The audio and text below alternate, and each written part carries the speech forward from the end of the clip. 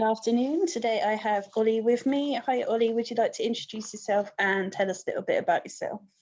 Hello there. Yeah, my name is Olly Jarvis. I am a writer. I write thrillers, legal kind of thrillers. My latest thriller, The Genesis Inquiry, I suppose, is an international thriller. And I'm also a criminal defense barrister. And I've got a website called The Crime Hub. And thank you very much for having me on your show. Can I call it a show? Yeah, that works. And you're very welcome. So did you know that you always wanted to write? No, I didn't always know. I liked the idea of being a writer, but I didn't always know. And one day, about 10 years ago, I had just finished defending a really, really difficult case. It was a death by dangerous, a lorry driver who'd killed a family of 6 people on the M6. And it was very difficult and stressful, as the job is. And I came out after that case, and then I really started thinking about whether I wanted to do something creative, rather than just defending people all the time. And I had done some writing for the BBC many years before, and I thought, you know what, I'm going to try and write a book. And so I sat down and gave myself 5 days. I only had 5 days to see if I could do it. And at the end of that 5 days, I had 12,000 words of a legal thriller. And I thought, yeah. And then the obsession took over, and I had to drop everything so that I could get 80,000 words. And that was how it all started, really. And how many books are you up to now? This is my 4th book. I can't knock them out like my colleagues and competitors, unfortunately, have one a year. I'm trying to get faster, but with so many other competing interests on time, it's really, really difficult. And Genesis took quite a while because there was so much research involved, and that takes a lot of time and travel. That one. You can tell about the research in the Genesis Inquiry because there's just so much stuff. Yeah, it was really difficult having all of this information about history, but remembering at all times it's always the story. It's got to be the story. You can't take over with boring facts. You've got to find a way to weave it into the story. And so you're actually discarding huge amounts of information so that you don't ever sacrifice the characters in the story. And that's the battle, I think, certainly with Genesis. Well, it comes across, and yeah, I still felt like I learned quite a lot, so it's pretty awesome. All right, that's good. That's well. I don't want to give too much away for people that haven't read it, but it comes down to whether you believe. Do you believe in the theory of Genesis? And it's weird. There's a lot of history there that kind of backs it up. Yeah, way more than I realised, and way further back as well, which was really interesting. So, yeah. Yeah, it's strange. Stranger Things. Yeah. This is the next Stranger Things. I hope so. Yeah, that'd be awesome. It'd make a good film, I think, more than because it's more just like impact is so fast. Make a good film. It is fast moving, definitely. Out of all of the books you've written so far, what's the most interesting thing you found researching? Well, with the first 3 books, I think my favorite of the first 3 was Death by Dangerous. But for those books, I didn't have to do any research because I live in the courtroom. That was the great thing. I could just sit down and write them. Didn't have to look anything up. Whereas Genesis, huge amount of reading and traveling to extraordinary places. The denouement in the book, I had to go and see that for myself so that I could write about it. And that was a pretty hairy trip. but I loved every minute of it. And the more and more obsessed I became with this whole um, theory and linking these things in history, I loved every minute of it. Really did, really did. Yeah, I must admit, I'd love to go see that. Although obviously where it is a bit, but I mean, it just sounds incredible. So Yeah, yeah. yeah, In history, I've always been interested in history, and Stonehenge. When I back in the day when I was 18, I'd go to the free festival at Stonehenge before it all got stopped and we had to go to Glastonbury. But I love these stone circles and everything, and I thought Stonehenge was so old and important, but there are a lot of arguably more important, much older sites around the world that we don't, because we look at everything from British history. We don't really realize that there's a whole world out there of really important sites. and what sparked off the interest was, did you have an idea and then that came along after, or did you find out about that first and then build the book around? I kind of had this idea about history swirling around in my head, and I'd done a bit of reading around it. And then my daughter had an interview at Cambridge University, and she asked me to drive her down for the interview, which of course I accepted because I was just grateful to be allowed to have that time with her one-on-one. And so we went down to Cambridge for this sort of weekend interview, and all of these top people at Cambridge, lecturers and everything, were talking about um, joining the dots and seeing the bigger picture. And students at Cambridge, it's all about learning to see this global view of the world. And for someone who went to a polytechnic, who was incredibly lazy, I was completely in awe of these lecturers. I was like Brody in the book and looking at these incredible colleges. My daughter went to Durham, in fact, but I was hooked, and went back to Cambridge and did more research. And then, you're looking at a street where the apple fell on Newton's head. It's just an incredible place. I thought this is a great place as a core setting for a book, and to tie in with all of these historical ideas. Yeah, I must admit, I assume that you must have gone there because the detail is, there's so much detail. Sadly not. Sadly not. I spent a lot of time there writing the book, which was great. But no, I didn't know Cambridge at all until that interview, which wasn't even my interview. That's still pretty cool. I hope your daughter got the appropriate acknowledgement for. She did. She did. And she read your book. She read a very early draft, but they've kind of lived and breathed it. My kids for quite a while, so they know every aspect of it, and and the theory, and we talk endlessly about it. Oh, that's great. Out of all the books you've written so far, do you have a favorite character?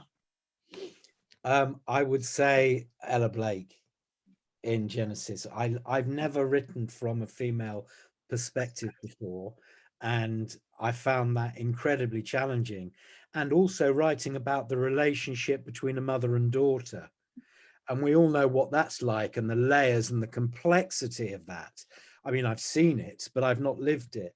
And so I really enjoyed that. And also having a really incredible, strong female legal character, because it's not actually that usual when you read a lot of these thrillers. It tends to be male lawyers, and I wanted to do something really different, and I think she's an incredible character and very real to me. She's the kind of barrister that I come across every day, competing interests of work, family, relationships, juggling it all, and just trying to survive. Would you consider bringing her back for another book? I would. I would. I was having this conversation actually with Hobeck only the other day, because I was doing a podcast with them, and one thing I realized about Genesis was that when I finished the book, I'd written this book about camper vans. And I realized that I had this deep desire to have a camper van of my own. So I've just bought this old van, which I'm now converting. And so the plan is when I get this finished, which will be in the spring, I'm going to drive off into the sunset, park up somewhere, maybe near Lindisfarne, and write another Ella Blake book. That's the plan. That's the plan. Whether it happens is another matter. Fabulous. Is there, of the 4 books you've written, is there any that you'd like to be a character in yourself? I suppose I would like to be Jack Kowalski in I wrote 2 books about a 26-year-old barrister who just kind of qualified, of Polish descent. And he's sort of fighting against the traditions of the bar. And the bar's changed a lot in the last few years, actually. And so it's kind of dated in a way. But I love writing underdog characters, you know, outsiders. That's how I've always felt.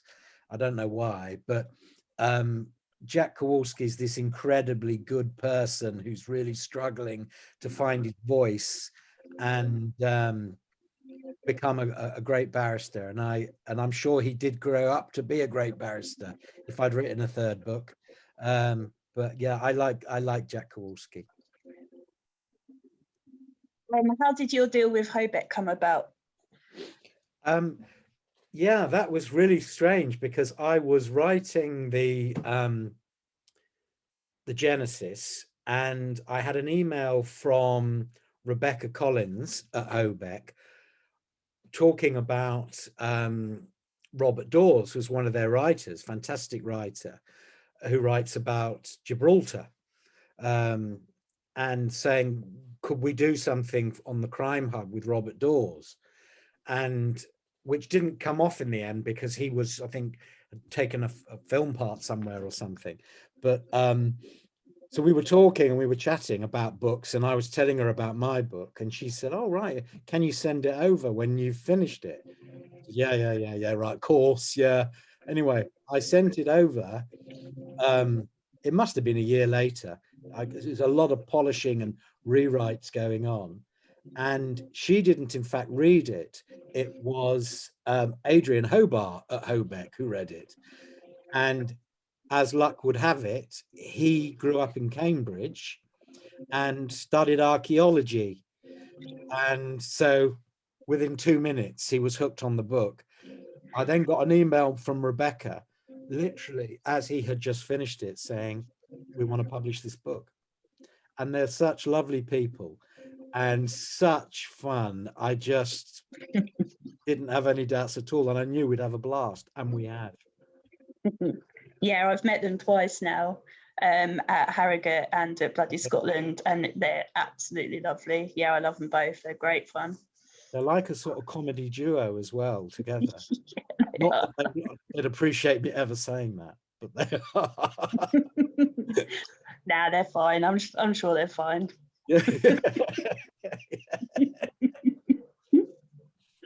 Yeah, bless them. What's been your favourite moment so far since you started writing? Oh, wow. I think, well, when you see the reviews, I mean, it's impossible to say one moment on reading one review, but there's this terrible nervous tension when you're waiting for a book to come out and you don't know how it's going to be received. And then the very first reviews comes out, like your review. And, you know, with this book, it's difficult to put this exactly in one genre, to say it's crime fiction or it's legal thriller or mystery or whatever it is, and slightly almost sci-fi. And I was really worried that people weren't going to get this. So when I started seeing the reviews that people liked the book, which was outside my comfort zone, that was probably my best moment in writing so far, I would say. And what's your biggest dream? My biggest dream is for Warner Brothers to ring me tomorrow and say, we'd like to pay $1 million for the film rights for the Genesis inquiry, and we'd also like you to come to LA. We'll fly you first class and we'll pay you $5,000 a day as an on-set advisor while we're making the movie. And we'll put you up in the Beverly Hills, Wilshire. That's the dream. Yeah, fair enough. Your stablemate, Mr. Harry Fisher, said that you had links to Stephen Fry. Well, he gave me a very, very generous review of the book. That's right. But I worked with him on the Crime Hub because I really believe in audio, like Radio 4. There's nothing like Radio 4, but those kind of short audio dramas finding their way online. And so I made some 15-minute original shorts with some incredible writers, Anne Cleves and lots of Sam Blake, and Giles Brandreth wrote a brilliant sort of Victorian Sherlock Holmesy little murder short, and Stephen Fry could be persuaded to narrate it. Couldn't believe it, but he did. And he went into a studio in LA and we did it all over there. And so that's how I met Stephen. And what an incredibly kind, generous person he is. And, making time for anybody, and however small, he's just an absolute delight, I have to say. Not a lot of people like that in the world, but he's No. one. Oh, I'm pleased to hear that because I've been a fan of his for years. So, and a brilliant writer, and his book Troy is fantastic. And I was very, very nervous about him reading the Genesis inquiry when I'm writing about the ancient Greeks, and he's just written a masterpiece about Troy. So, yeah, great writer. That's on my TBR. I've read most of his other books, I think, and they were all awesome. So yeah. Eventually I'll get around to reading. Maybe when I'm about 200 and something. Yeah. That's what it feels like. Have you made lots of author friends since you started writing? Not really. I'm certainly not a lot, because it's such a lonely profession, and I don't really do the festivals. I just haven't had time, not for any other reason, with so many other things that I've got to do. But you develop these kind of Twitter friendships. And so I know lots of people on Twitter and feel like I know them really well, but I haven't actually met them in person. But I do think they're, generally speaking, writers are lovely people. I really do think that, and it's so interesting. But yeah, so I need to get out more. I need to get to the festivals. Like, say, I wasn't at Harrogate. I went the year before. Was it the year before that with COVID? There wasn't. Yeah, I think so. Yeah, but I need to find time to do the festivals, I think. Yeah, even if you did just one or two, I'd say Harrogate is the one, and then Bloody Scotland as well. Yeah, they're the two biggest ones, I think. Yeah. But yeah, Harrogate was awesome. I loved it. Just sitting there drinking coffee, and Ian Rankin walks past and says hi, as you do. Very strange experience. Yes. And watching Rebecca and Adrian try and give their mugs to all these massive authors was quite funny. Of course, yeah. And they went all shy, would you believe? Both of them were really shy. And I'm sure if you know them like I do, you know that they're not shy people, especially Adrian and the job he's done in the past. Yeah. But yeah, they both went all shy. Bless them. When you're editing, what's your most overused word or phrase? Turn. Turn, turn. Oh, turned ahead, turned back, turned off, turned up. I don't know what's wrong with me. It's a tick I've got. And I go through at the end and it comes up, and I've written turn about 1,000 times. And it takes me 2 days to change the word. I don't know why, and I assume everybody has that problem with the word turn. I can't, because it seems to be in every sentence, but not. but I saw Harry Fisher's tweet about then. I think it was then or that. I can't remember. Yeah, I can't remember. Usually it's just, because I do Yeah, quite a lot of these and I ask that question and just comes up a lot. yeah, yeah. So Yeah. yeah, the turn is quite interesting. That's the first time I've heard that, actually. That's quite funny. And that's totally distracted me from what I was going to ask you next now. Do you have any phobias and would you write about them, or have you written about them? I have a phobia of about falling and like heights. I mean, I climb heights and everything, but I feel this compulsion to jump. It's really weird. Most people say, "Oh no, I get woozy," and I have this compulsion, like, "Am I going to jump? I need to stay back up." And I'm not suicidal either. I don't know what it is, but I haven't. Well, mind you, I have written a kind of scene like that in Death by Dangerous, so maybe that's where it came from. Actually, thinking about it, yeah. But I don't have any sort of like phobias. Like my wife and pigeons don't even go there. But so no, I'm quite lucky in that respect. That's good. And do you hide any secret jokes or messages or Easter eggs in your books? No, no, I don't. I mean, I suppose in one book that I had a character. I wanted a really good Cockney character in Cutthroat Defence, and I called him Marpet because I was born in Croydon on a road called Marpet Lane. But I mean, that's as far as it goes. There's nothing great there hidden to be discovered, where you could hold like, those Star Trek conferences based on, working the subliminal message or whatever that they do. If you ever get any spare time apart from climbing, what do you like to do with it? Yeah, I love traveling, more than anything. Before I settled down at the bar, I did a lot of traveling and working abroad in Paris and in Southeast Asia. And I still try and travel a lot. And hopefully with the van, when it's all singing and dancing, I'm on my way. Because I realized, with the pandemic, how much there is still to see on this island, that I haven't seen, and counties I've never been to, and Scotland I don't know well. And so traveling and walking, I love walking. I've walked Hadrian's Wall, the Camino de Santiago in Spain, and there's a kind of plan to do this. There's a walk you can do that a monk did in the 8th century from Canterbury to Rome. It takes 3 months. So I wouldn't mind doing that if I could find the time, definitely. Wow. Canterbury to Rome. Yeah. You need a few pairs of walking boots for that one, I think. Yeah.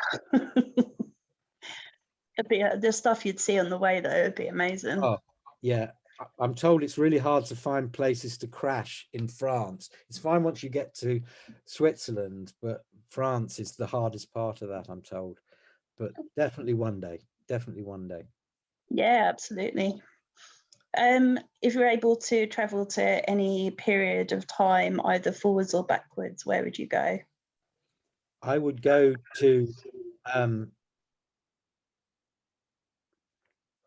well, I'd love to go to the 8th century.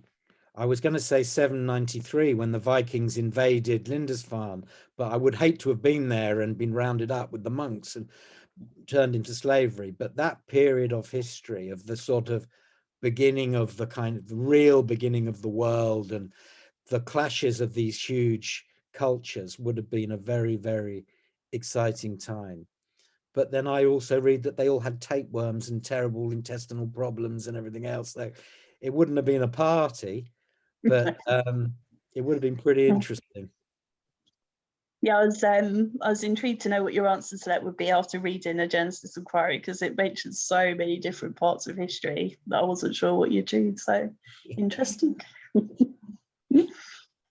And if you're able to spend a day with any author, dead or alive, who would you like to spend a day with? Wow. Wow. That is a big question. God, I need some time on that one. I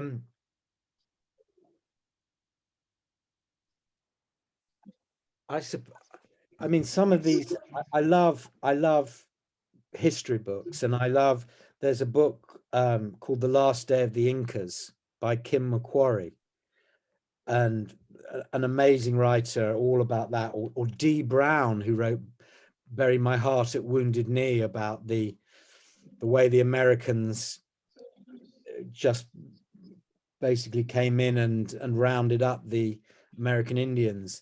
So any sort of writer of a book like that would be great. But the first book I read, adult book I read, my mother made me read a book because I would only read Flat Stanley back in the day, and it was called Lost Horizon. And I'm trying to even remember, James Hilton wrote it, and he wrote it in 1933. I didn't read it till the 70s, but it was still knocking around about this place in his book. It's a bit like the Genesis Inquiry, I suppose, because it's about Shangri-La in Tibet, where people lived a very, very long time. And that book really captured my imagination, and I think it's still in print now. And so if he was alive, James Hilton, probably. That's my final answer. Okay. Who was your first celebrity crush? My first celebrity crush was Bobby Ewing's wife in Dallas. What was her? Victoria Principal. Victoria Principal. Victoria Principal. Yep, my mum just confirmed it for you. I can't remember the name of the character. Yeah, Victoria Principal. Nice. Interesting answer. Bit before my time, that. Showing my age there, yeah. Quite funny though, I got ID today for the first time in a long time. And she didn't have to look. Yeah, she didn't have to look at my ID for long before she realised I'm way over the age limit. 20 years over? Yeah, something like that. But yeah, still made my day anyway. Well, I bet it did. It did, it was great. If you were to be a villain in a book, how would you kill your characters? Or your victims, I should say. Yeah, I mean, I do a lot of cases where with all sorts of different ways of killing people, and there's no nice way to do it. But I suppose if you wanted maximum effect, you'd have to make it as slow as possible. So you'd probably cut them and tie them up and hang them upside down and bleed them to death, something like that. Okay. If you were to have a superpower, what would you choose? I would. I know the superpower I definitely wouldn't want, which would be to read people's mind, because I spend far too long worrying about what people think, and to know what they were thinking would be even worse. But I wouldn't mind being able to run incredibly fast. Awesome. Yeah, that's cool. When I do go jogging, which is once every few years, I'm sort of hobbling down the road. It takes me forever. So I would like to be able to be a really fast runner. I can see a slight flaw in your reason, you know, every few years, probably the reason why you'd. Yeah. Just a hunch. Yeah, and you don't really want a superpower to go jogging either. It's more like to save the world. Yeah. I mean, it's your choice. If you want to go, if you want to run, then that's fine. I'm no one to judge. I'm too nosy. I just want to know what everyone's up to, I think. Yeah, but the thing is that people are never up to as much as you think they are. And that's the thing about Facebook, because you go on Facebook, I know I do, and I scroll down in the evening and I think everybody's got a much more exciting life than me. And when I then say to them, your life's incredible, and they say, no, I only put up the good things that happen, which are like once every month. But you get that impression whenever you look at Facebook that everyone's out and about doing stuff. And we're not, we're all watching telly. Yeah, absolutely. Squid Game. Yeah. Yeah, let's have a break from reading about murder and watch some more murder. That's fine. Yeah. Is there a surprising fact that no one would know about you? There are probably quite a few. One I can think of that's just sprung into my head, that when I was a kid, I was an incredibly good chess player when I was a child. And I once played Boris Spassky, the world champion, when I was 11, in a simultaneous display. He played 20 of us at the same time. And yeah, I was mad about chess. I was traveling around playing in like national competitions and stuff. And I knew all the openings and all of the moves, and obsessed. I was obsessed. So that's, I suppose, one weird fact, not that interesting. Oh, that's cool. What happened then? Why did you just fall out of love with it? When I got to 13, I discovered parties and girls, and that was it. I just stopped. Some of them, my friends went on and became grandmasters, but I didn't, unfortunately. But it's hard to make a living out of chess, unfortunately. Much like writing, I think. Very similar indeed. A lot of writers and a couple making a living. It's the same with chess. Are you working on anything at the moment? And then do you know what's coming next? I've got a few ideas running around in my head, and but I'm just kind of making a final decision in my head about whether I'm going to write another Ella Blake. That's the big decision, because it's such a massive undertaking. And if I do, with which characters? Because I mean, there were 4 main characters in that book, and then 5 if you count Desmond at Cambridge, and you could really bring back 5 characters actually. So that's what I'm really thinking about at the moment, and what historical aspect I would bring into it. And I got some ideas, but yeah, it's just thinking about if and when. Not to influence you, but yes, please. Like, yes, absolutely. Please, please, please. Well, that's really kind. Thank you. Thank you. I would read it like tomorrow. So oh, brilliant. Brilliant. Well, that's good motivation. Yeah. I mean, I'm happy to message you every day and just remind you if you like. It's a service I can provide quite happily. Yeah. If I need some motivation, I'll email you. Yes. Yeah. Some call it stalking or harassment, but whatever. Just semantics, I find. Well, you may be pleased to know that I don't have any more questions for you, unless you think there's anything that I haven't asked you that you wish to share with us. No, not at all. And thank you very, very much for having me on. I really appreciate it. It's been brilliant. You're very welcome. And just before we go, would you like to remind everyone where they can find out more about you and where they can buy your books from? Well, you can get it from Waterstones, I think, Amazon. But if you go on my website, ollyjarvis.com, OLLY, ollyjarvis.com, you can find out about me, and you can also buy my books from there as well. Fabulous. Well, thank you very much. Cheers. Brilliant. Have a great day.